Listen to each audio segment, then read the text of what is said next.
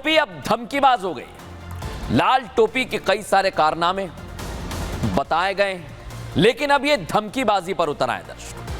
और ये धमकी क्यों दी जा रही है, इसकी वजह है दर्शकों, इसकी वजह है संभल में जो हिंसा हो रही है, यही सबसे बड़ी वजह है। क्योंकि उत्तर प्रदेश में उपचुनाव के नतीजे आए दर्शकों, और उसके बाद से अखिलेश यादव एंड पार्टी इस तस्वीर को देखकर बौखला गई। ये आरोप लग रहा है, क्योंकि इलेक्शन में अखिलेश यादव वो सीट भी हार गए जहां उनकी अजय सीटें मानी जाती हैं, गढ़ माना जाता है उनका, वो भी नहीं रहा। और उन सीटों पर भी हारने के बाद अब समाजवादी पार्टी को सिर्फ और सिर्फ योगी नजर आते हैं, योगी सरकार नजर आती है। क्योंकि राजनीति है, मुद्दा कोई भी हो, विवाद कोई भी हो, टारगेट सिर्फ और सिर्फ योगी आदित्यनाथ पर। यह रणनीति है समाजवादी पार्टी की। लेकिन अब योगी आदित्यनाथ से बढ़कर यह योगी की पुलिस यानी यूपी पुलिस और प्रशासन पर भी सवालिया निशान खड़े कर रहे हैं। मैं क्यों कह रहा हूं दर्शकों, आज इसकी तस्वीर आपको बताता हूं कि आखिर क्यों समाजवादी पार्टी सवालों के घेरे में। दिखाता हूं आपको, यह आप देखिए। एक तरफ संभल पुलिस पर हमला होता है मस्जिद विवाद को लेकर, और 4 लोगों की मौत हो जाती है। संभल बदायूं में माहौल खराब हुआ, और बड़ी बात आपको बता रहा हूं कि इसकी वजह सिर्फ और सिर्फ योगी को बताया जा रहा है, योगी सरकार को बताया जा रहा है। और यही मैं बात आपको बता रहा हूं दर्शकों, कि आखिर जैसे जैसे संभल की हिंसा आगे बढ़ रही है, वैसे वैसे खुलासे भी हो रहे हैं। लेकिन अखिलेश एंड समाजवादी पार्टी सियासत में लगी हुई है, और सीएम योगी के इर्द गिर्द ही इनकी सियासत घूम रही है। इसके पीछे की वजह 2027 में होने वाला विधानसभा चुनाव है दर्शकों। और अखिलेश अभी से 2027 की सियासत में लगे हैं, और अब बात धमकी तक पहुंच गई है, धमकी तक। यानी अब धमकी और चेतावनी के दम पर 2027 का चुनाव जीतेंगे, सोचिए जरा। लेकिन सबसे पहले आपको सुनवाता हूं कैसे बयानबाजी शुरू हो रही है, सुनिए जरा। अभी जो अधिकारी गोलियां चलाने के बाद भी वहीं जमे हुए हैं और चुरुक रहे हैं, इन सबको खामियाजा भुगतना पड़ेगा। ये अंतिम सरकार नहीं है, इसके बाद भी सरकार आएगी। इनसे पहले भी जो शख्स वहां तख्ते नशीं था, उसको भी खुद के खुदा होने का इतना ही गुमा था। वो भी यही समझ रहा था कि अब हमारे बाद कुछ नहीं। लेकिन ये बैठे हुए कोई अस्थाई परमानेंट नहीं है, समझ रहे हैं। वक्त आएगा, बदले जाएंगे।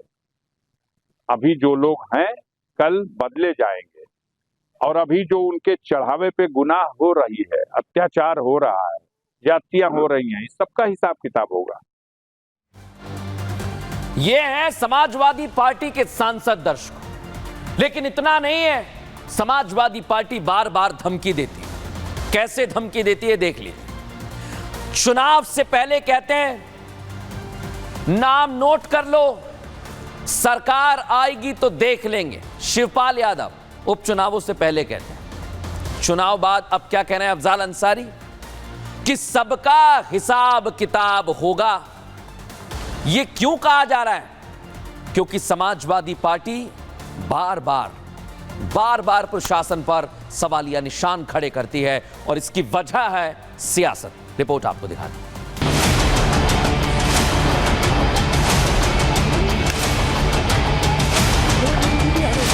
संभल हिंसा के बहाने समाजवादी पार्टी अपनी सियासत चमकाने में जुटी हुई है, इसलिए बयानबाजी का दौर जारी है। अखिलेश यादव, शिवपाल यादव, राम गोपाल यादव, फहरिस्त काफी लंबी है, लेकिन अब इस लिस्ट में सांसद अफजाल अंसारी का नाम जुड़ गया है। मुस्लिम वोटों की ठेकेदारी करने के मामले में अफजाल अंसारी भी पहले ही नंबर पर आते हैं, इसलिए संभल में हुई हिंसा के बहाने अधिकारियों के हिसाब किताब की धमकी दे रहे हैं।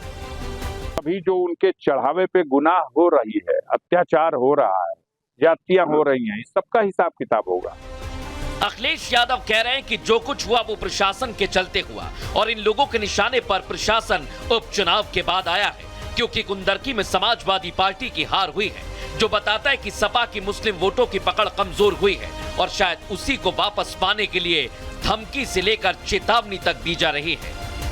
डेलीगेशन नहीं जाने दिया और कब तक अंतर्गतवा डेलीगेशन या लोगों को मिलने तो आप देंगे ना। अखिलेश जी ये बताइए कब तक आप ये भी कोशिश करते हो कि पूरे संभल में टीम लगा दो। ये प्रशासन जानबूझ करके ध्यान हटाना चाहता है। श्री अखिलेश यादव जी को उत्तर प्रदेश के उपचुनाव में हार का ऐसा जख्म लगा है कि वो भर ही नहीं रहा है। उल्टा चोर कोतवाल को डांटे, मतलब स्वयं दंगा कराओ और फिर वोट बैंक जुटाने के लिए फर्जी प्रतिनिधिमंडल भेज करके सहानुभूति हासिल करने को समाजवादी पार्टी के समाप्तवादी पार्टी बनने की राजनीति है।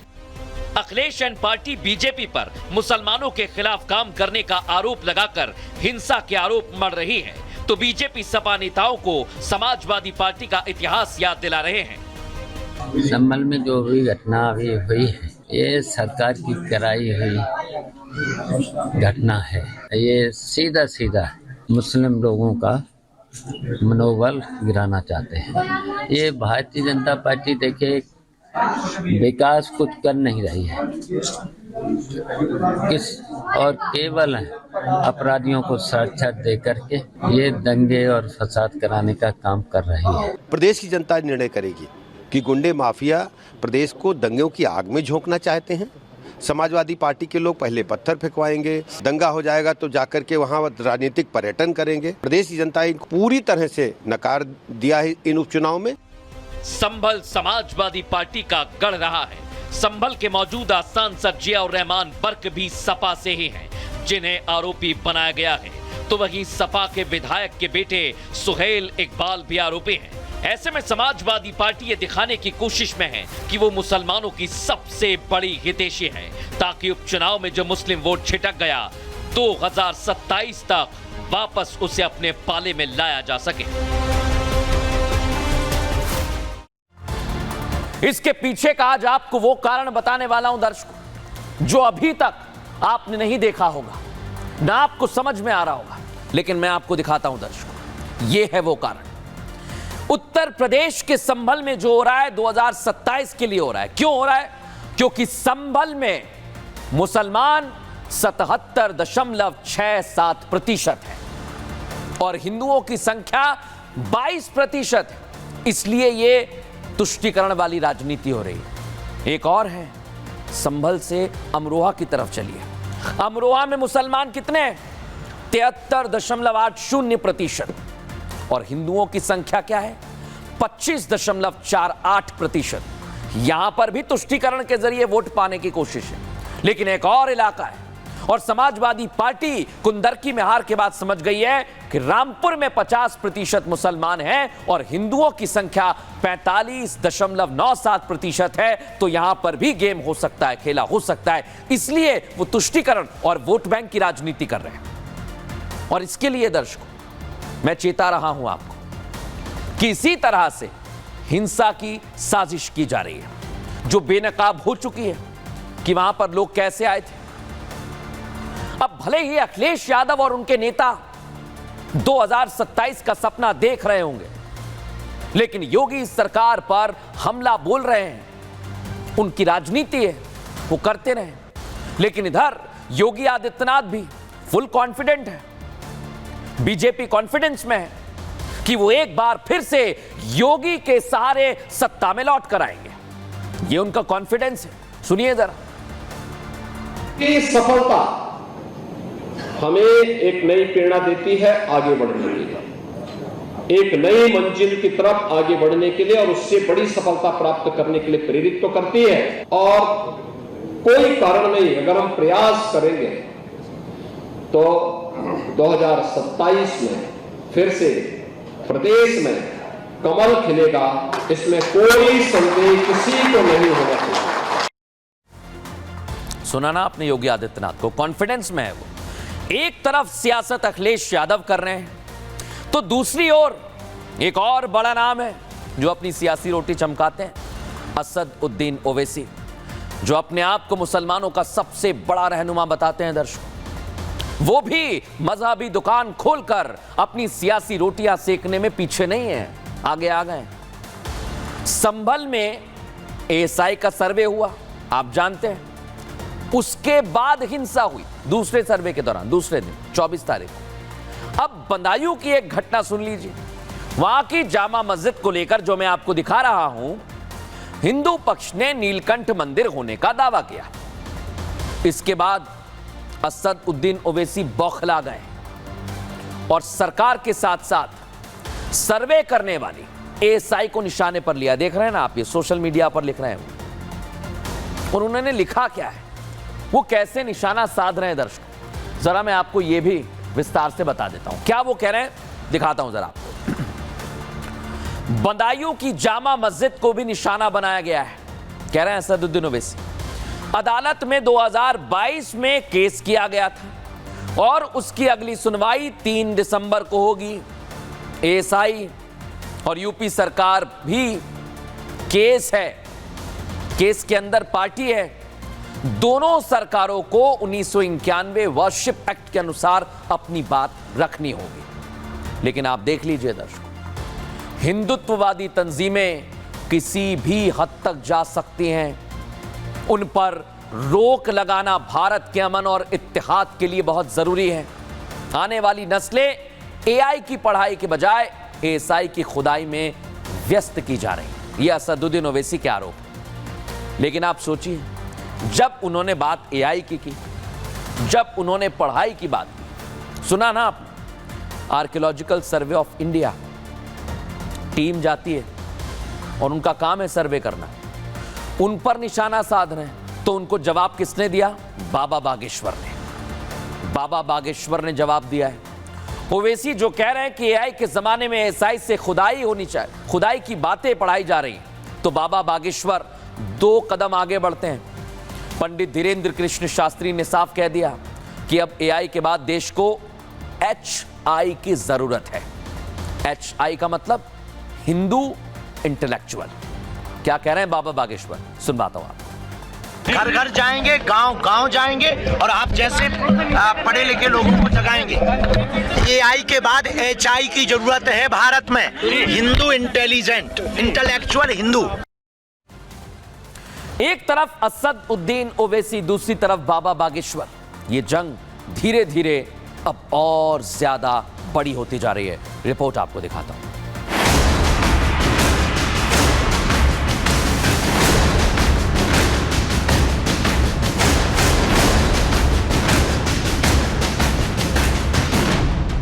असदुद्दीन ओवैसी वर्सेस माधवीलता की जंग देखी जा चुकी है। महाराष्ट्र चुनाव में ओवैसी ब्रदर्स वर्सेस नवनीत राणा हो चुका है। 5 मिनट 5 सेकंड को लेकर बयानबाजी सुनी जा चुकी है, लेकिन अब ओवैसी के सामने खुद बाबा बागेश्वर खड़े हो गए हैं।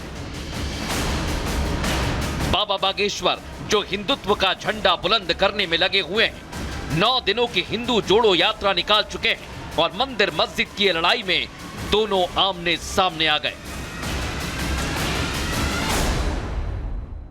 अजमेर से दरगाह पे नहीं है, सलीम चिश्ती दरगाह पे भी केस पड़ गया। कितना पुरानी दरगाह वो माने वो तो 400 साल पुरानी दरगाह है, वहां पे केस डाल दिए।